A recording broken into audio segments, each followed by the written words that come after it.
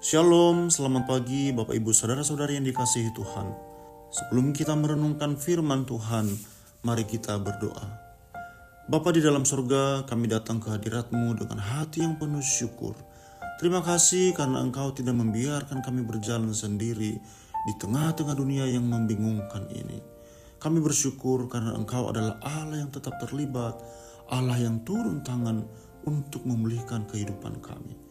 Tuhan, saat ini kami akan merenungkan kebenaran firman-Mu. Pimpinlah kami agar kami tidak hanya sekedar mendengarkan, tetapi kami dapat menangkap pesan firman Tuhan dan terlebih kami dapat melakukannya dalam kehidupan kami. Di dalam nama Tuhan Yesus Kristus kami berdoa. Amin.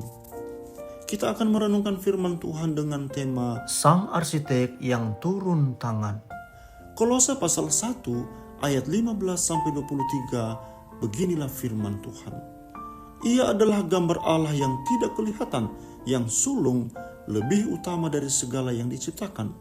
Karena di dalam Dialah telah diciptakan segala sesuatu yang ada di sorga dan yang ada di bumi, yang kelihatan dan yang tidak kelihatan, baik singgasana maupun kerajaan, baik pemerintah maupun penguasa.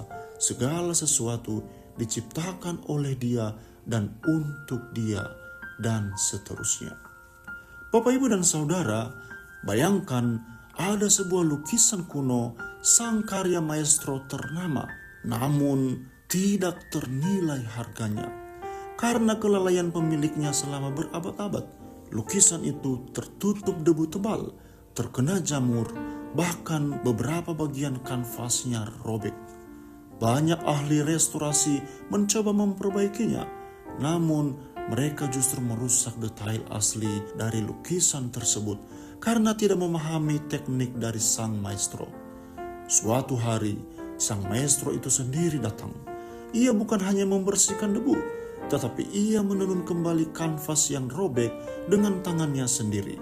Hasilnya, lukisan itu kembali pada kemegahan aslinya, bahkan jauh lebih bercahaya karena kini ia membawa jejak kasih sayang sang penciptanya yang turun tangan langsung.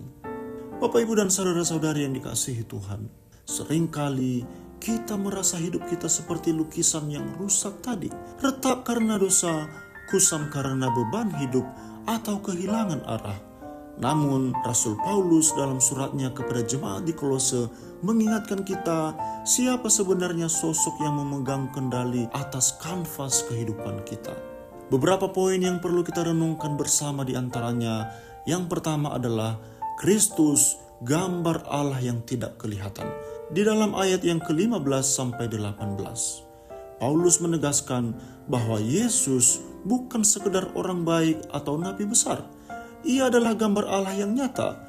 Dialah prototipe dari segala sesuatu. Segala sesuatu diciptakan oleh Dia dan untuk Dia. Jika dunia ini terasa kacau, ingatlah bahwa Kristus adalah pusatnya. Ia adalah lem yang merekatkan seluruh alam semesta agar tidak hancur berantakan. Yang kedua, pendamaian melalui salib. Ayat 19-20. Dosa menciptakan jurang yang mustahil diseberangi manusia. Namun Tuhan tidak akan tinggal diam. Ayat yang ke-20 mengatakan bahwa Ia mengadakan pendamaian oleh darah salib Kristus. Artinya, Allah tidak hanya mengirim instruksi dari surga, Ia turun ke dalam kanvas yang rusak itu demi memperbaiki hubungan kita dengan Dia. Yang ketiga, dari musuh menjadi sahabat. Ayat 21-23. Dahulu kita jauh, bahkan dianggap sebagai musuh karena pikiran dan perbuatan kita yang jahat. Namun sekarang, melalui kematian Kristus, kita dikuduskan dan ditempatkan di hadapan Allah tanpa cacat celah. Syaratnya hanya satu, yaitu teguh dalam iman dan tidak tergoncang dari pengharapan Injil. Bapak, Ibu, dan saudara-saudari yang dikasihi oleh Tuhan Yesus Kristus, pembaharuan hidup kita sudah selesai dikerjakan di atas kayu salib. Kita tidak perlu lagi merasa tidak layak atau terjebak dalam masa lalu yang kelam. Sang arsitek agung itu telah turun tangan. Tugas kita sekarang adalah tinggal di dalamnya, membiarkan Ia terus memoles hidup kita hingga kemuliaannya terpancar melalui kita. Ingat bahwa kita bukan sekedar produk kebetulan atau barang rusak yang dibuang. Kita adalah ciptaan yang sangat berharga sehingga Sang Pencipta rela mati untuk memulihkan kita. Sekian renungan firman Tuhan, mari kita berdoa. Tuhan Yesus, terima kasih untuk firman-Mu yang sungguh mengingatkan kami pada pagi hari ini.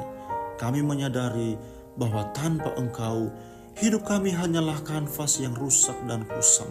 Namun oleh darah-Mu di atas kayu salib, Engkau telah mendamaikan kami kembali dengan Bapa dan menjadikan kami ciptaan yang baru dan berharga.